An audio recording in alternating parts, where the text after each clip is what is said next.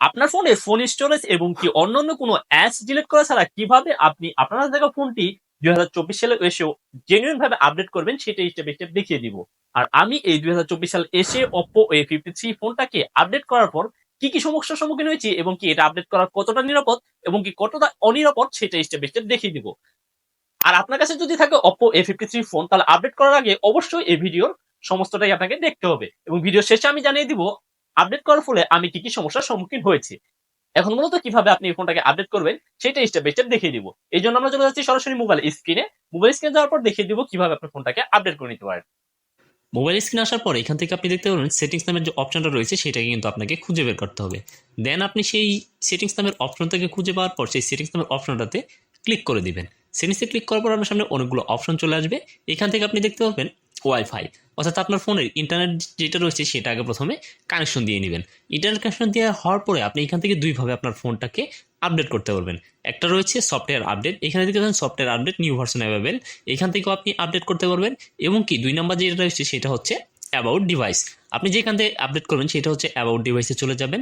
About ডিভাইসে চলে যাওয়ার পর আপনার সামনে নতুন আরেকটা অপশন চলে আসবে, সেটা হচ্ছে নিউ ভার্সন অ্যাভেলেবেল। আপনি সেই নিউ ভার্সন অ্যাভেলেবেল যে অপশনটা রয়েছে সেটাতে ক্লিক করবেন। দেন সেটাতে ক্লিক করার পর আপনার সামনে অপশন চলে আসবে ডাউনলোড নামে একটা অপশন চলে আসবে এবং কি এখানে চেকিং ফর আপডেটস নামে একটা অপশন আসবে। এখানে কিছুক্ষণ সময় ওয়েট করার পর এখানে দেখতে পাচ্ছেন এটা কিন্তু অফিসিয়াল ভার্সন আমি ডাউনলোড করছি। আপনিও এই অফিসিয়াল ভার্সনটা আপডেট করে নেবেন। তারপর যে এখানে ডাউনলোড লেখা রয়েছে আপনি দেন সেই ডাউনলোডে ক্লিক করে দিবেন। ডাউনলোডে ক্লিক করার পর এখান থেকে আপনাকে কিন্তু টোটালি 15 থেকে 20 মিনিট ওয়েট করতে হবে।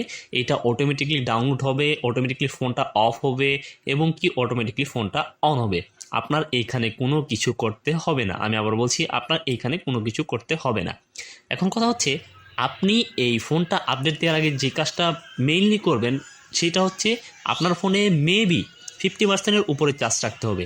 অবশ্যই আপনার ফোনে 50%-এর উপরে চার্জ রাখতে হবেই। আর যদি না রাখেন তাহলে ফোন ডেড হওয়ার সম্ভাবনা 100% রয়েছে। দ্বিতীয়ত যে কাজটা করতে হবে সেটা হচ্ছে আপনার ফোন স্টোরেজটা কিন্তু 3 থেকে 4 জিবি খালি রাখতে হবে।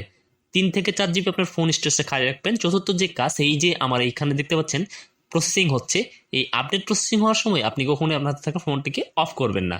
দেন এখন আমি এই আপডেট করার ফলে কি সমস্যার সম্মুখীন হয়েছি।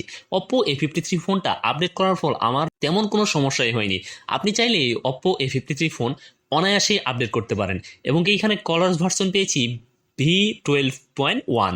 এইখান থেকে আমি বেশ কিছু পরিবর্তন পাই এবং কি সেটিংসে পরিবর্তন পাই এবং কি কিছু ওয়েলপেপার এবং নতুন কিছু ফিচার আমার কাছে অ্যাড হয়েছে। সো আপনি চাইলে অনায়াসেই আপনার হাতে যদি থাকে Oppo A53 ফোন তাহলে অবশ্যই আপডেট করে নিতে পারেন।